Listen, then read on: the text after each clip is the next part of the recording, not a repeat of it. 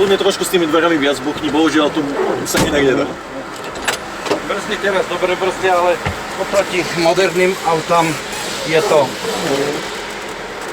asi zbytočné dávko, by ti aj tak nepomohlo. Toto sa aj s rozbiehaním, aj z križovatky to človek si necháva radšej času.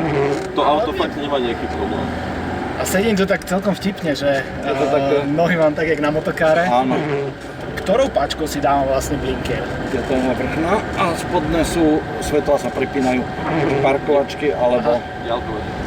Sedím prvýkrát v živote v takomto aute, teda Lada 1200 alebo VAZ 2101, rok výroby 76. Auto, ktoré je staršie než ja sám, čo je teda, neviem, či som ešte také nejaké šoferoval. A pre mňa sú tie zážitky z detstva práve na auta, ako sú tieto. Ale čo si tak matne spomínam rodinu Škodovku 120, tak to auto bolo ďaleko hlučnejšie než je toto, ďaleko menej komfortné než je toto. Teraz prvýkrát skúšam brzdy. Dobre. Veľmi príjemne prekvapený som tým, že tie rýchlosti tam nejdu nejak cez zuby alebo nejak dramaticky strašne. Nie je to také nejaké úplné blato. A ešte máme také počasie vonku, že dážď, zima. Toto asi zimné gumy nemá, čo? to sú univerzály. Univerzály. Ešte staré OR34, Baron OR34. Našťastie sa bavíme o tom, že toto auto má nejakých 44 kW, čo je 60 koní, takže asi veľmi nehrozí to, že by to niekde nám ustrelil zadok z ničoho nič. Ale hrozí. Hrozí? Dokáže to auto by si bol prekvapený. Som tam práve chcel hodiť 5, ale zistil som, že tu ju asi nenájdem, že? To ja sa zabudám, takže... Písanú To, maximálku čo má 140. 140 a ide zhruba do 150 sa to rozbehne. Aj tam podľa toho záleží veľmi, keď sa uškrtí karburátor, tak ide zhruba 130, ani viac nechce ísť. Podľa toho, keď je normálne nastavený tak, ako má byť, tak ide tých 150. Možno, že niekedy sa menili trysky, tam všeličo robili s tým auto šlo, ale samozrejme papa aj tak veľmi, ale vtedy ešte viac. To asi nie je zmysel teraz toto robiť. To nie. V januári, ak bol na emisnej na STKčke, som chytil ten sneh, ale to bolo možno za 5 rokov prvýkrát, čo bola v takom čase vonku a teraz druhýkrát. Druhýkrát, čo paší.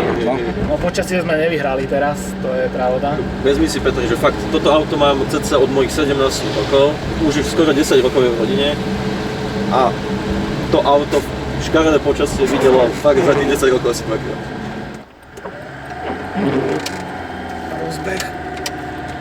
To pohyňanie z miesta jednak nezvyk, spojka, dá sa zohnať na toto, alebo z čoho pasuje? Všetko. Dá sa. Sú, tie veci sa Veci sa dajú, spojka je originál tak ako bola, všetko, nič s tým autom nie je robené, takže potrebné veci, čo sa vymenili a to je všetko.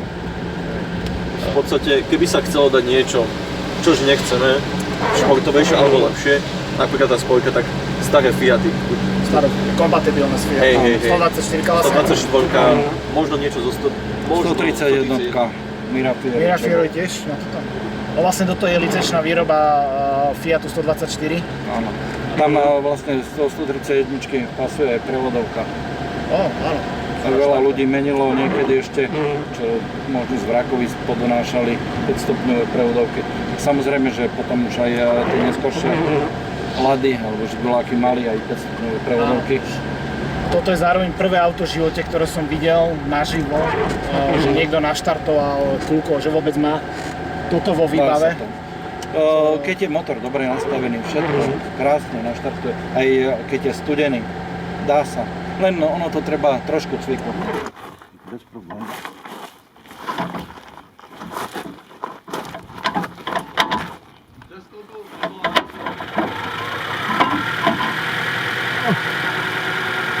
Ale je to zaujímavá vychytávka, hlavne na tej Sibíri si viem predstaviť, keď ten Serioža zistím, že má vymlačenú baterku.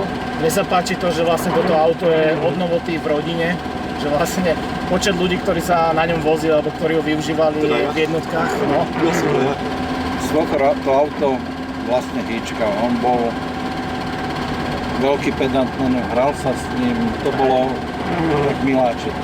Aj toto auto využívali tak, ja som povedal, že chodili do kostola s ním, lekárovi a na nákupy. Tak. To boli 3 veci, čo potrebovali. Mám taký veľký rešpekt aj pred tým autom a hlavne pred tým, že To auto je tak krásne zachovalé, pôvodný stav, kvázi nič neopravované, nič nelepené. To je už naozaj dať do garáže pod plachtu a nechať ho tam. Stáva pod plachtou vždy schované. Treba každý mesiac, aby minimálne aspoň 50 km to auto spravilo. Teraz sme húpli do takej jamy a som celkom prekvapený, že to veľmi pekne... Ono to utlmí, aj tlmiče nie sú vytečené, všetko drží, takže... Tlmiče sú pôvodné ešte? Pôvodné sú a držia všetko. Bol som aj na testoch na tlmiče, samozrejme tie tlmiče nie sú také ako na nových, na moderných autách. Ono je to rozdiel, ale držia stále, že to auto má toľko kilometrov, čo má. A 63 000 kilometry. samozrejme, že náhradné diely svokor vlastne ešte sú na povale v dome. Tam aj je rozvodová reťaz, všetko je nachystané, keď bude treba sa vymeniť.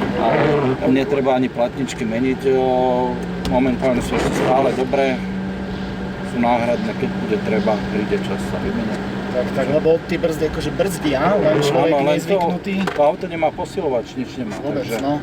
Čistá posilovňa, aj volant, aj brzdy. Za nami teraz, jak sme išli, jak sme kecali teraz na palube, tak za nami bola normálne kolóna aut, lebo kecame, ideme 50, 60. Áno, je to pohoda. Ale vôbec mi to nevadí. Vôbec. Akože ide za mnou, tak ma obehni, no ale ja si tuto užívam jazdu. A hlavne s tým volantom je to také zvláštne, že tie moderné auta sa snažia mať také čo najmenšie volanty. Aj hrúbka venca je iná. To je jak môj malíček. Toto je také kormidlo. A strašne veľký nezvyk. Napríklad v môjom aute, keď sa pozriem cez rameno doľava, ako sme teraz vychádzali, tak vidím tam takýto stĺpik a nič. A tu je stĺpik a vidíš pomaly. všetko. Panoramatický Tri bok. prsty dokopy a je taká hrúbka. Presadneš do moderného auta z tohto auta a si pripadáš, že sedíš v lietadle. Hej. Je to také zvláštne v tomto aute, lebo k novým autám som kritický. Proste vadí mi toto, tamto a hento by som menil, ale toto je to vyslovene o tom, že ja si užívam tú jazdu teraz, že ideme 80, 70 po obchvate, všetci nás obiehajú, ale je to jedno. Máš prst. Takže jedna. Rozbehol sa mi to, ešte mi to ani raz neskapalo, čo teda... Ale dávaš pozitívne. dosť plynu, takže to je dobré. Stále, aj keď ideme po tom meste, po tej Bratislave, ktorá je teda fakt pekne rozbitá, tak od podvozku žiadne rany. Akože tak pekne to vhupne. Teraz si pozrieme, čo na to hovoria ľudia. A tak pán je znalec, už sa pozera.